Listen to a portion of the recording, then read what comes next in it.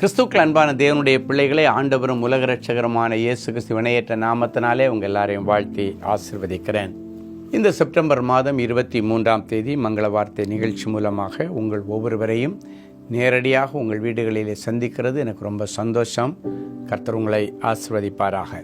இன்னைக்கு ஆண்டவர் நமக்கு வைத்திருக்கிற மங்கள வார்த்தை 2 கொரிந்தியரின் புஸ்தகம் 4ஆம் அதிகாரம் 8வது வசனம் இப்படியாய் சொல்லுகிறது: நாங்கள் எப்பக்கத்திலும் நெருக்கப்பட்டும் ஒடுங்கி போகிறதில்லை, கலக்கமடைந்தும் மன முறிவு அடைகிறது இல்லை.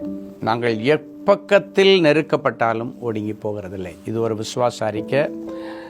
கலக்கமடைந்தாலும் மன முறிவு அடைவதில்லை, மனம் சோர்ந்து போவதில்லை, மனசு விட்டு போவதில்லை. இது இன்னொரு விசுவாச அறிக்கை. 4ஆம் பக்கத்து நெருக்கடியில் சிக்கிக்கொண்ட தாவீது ஒரு நாள் சொல்லுகிறான்: ஆண்டவரே, என்னுடைய எல்லா நெருக்கத்திற்கும் நீங்களாக்கி, எப்பக்கத்திலிருந்தும் வருகிற நெருக்கங்களுக்கு நீங்களாக்கி என்னை விடுவித்ததற்காய் ஸ்தோத்திரன்னு சொன்னால் நெருக்கடிகள் நீங்கி அவன் விசாலத்தை கண்டான். இன்னைக்கு ஆண்டவர் அதுதான் உங்களை பார்த்து சொல்கிறார். ஒரே ஒரு வார்த்தை, இல்லாததை இருக்கிறது போல அழைச்சி ஸ்தோத்திரம் பண்ண சொல்கிறார். நீ நெருக்கப்பட்டிருக்கிறாயா? கடன்காரன் நெருக்கிறானா? இல்லைன்னா வேலை செய்கிற இடத்துல நெருக்கடியா? ஊழியம் செய்கிற இடத்துல நெருக்கடியா? அக்கம் பக்கத்து ஜனங்கள் மூலமாக நெருக்கடியா? புருஷன் மூலமாக நெருக்கடியா? மனைவி மூலமாக நெருக்கடியா? பிள்ளைகள் மூலமாக நெருக்கடியா?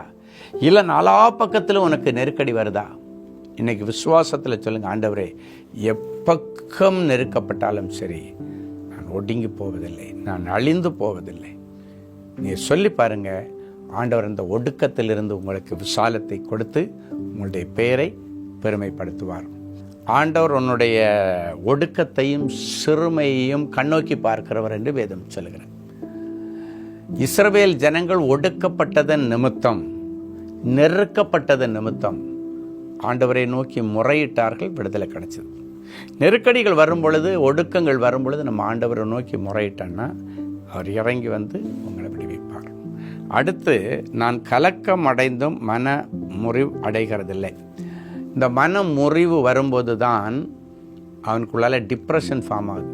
இந்த டிப்ரெஷன் தான் ஒரு மனுஷனுக்கு மன அழுத்தமாய் மாறுகிறது.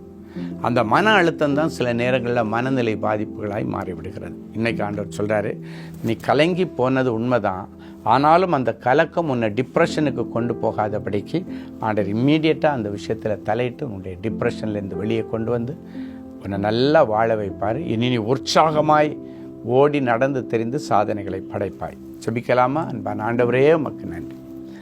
எப்பக்கம் நாங்கள் நெருக்கப்பட்டாலும் நாங்கள் ஒடுங்கி போவதில்லை என்கிற விசுவாச அறிக்கையை நாங்கள் எல்லாரும் இணைந்து சொல்லுகிறோம்.